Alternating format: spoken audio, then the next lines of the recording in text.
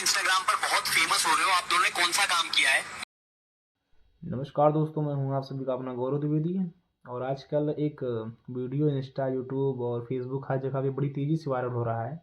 एक लड़का है और एक लड़की है जिसका एमएमएस वीडियो है। तो सबसे पहले बता दूं कि उन दोनों का नाम क्या है। और उन दोनों का नाम है, लड़के का नाम है सोफिक और लड़की का नाम है सोनाली। ये दोनों पता नहीं कौन है क्या है, वो पूरा वीडियो देखिएगा आपको पता चल जाएगा और उनके बारे में सर्च करिए।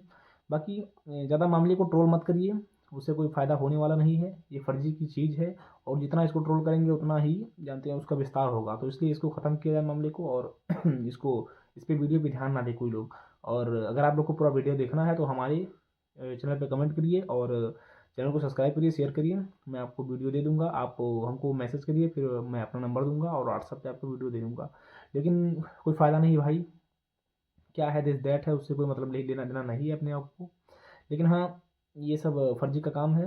और जो लोग इस वीडियो पे ज़्यादा मतलब ध्यान दे रहे हैं उनको सोचना चाहिए, नहीं देना चाहिए ऐसा ध्यान वगैरह। तो चलिए, खैरात की बात है, उस पर ध्यान नहीं देना है। बाकी लव यू टू है, आप लोग चैनल को सब्सक्राइब करिए, सपोर्ट करिए।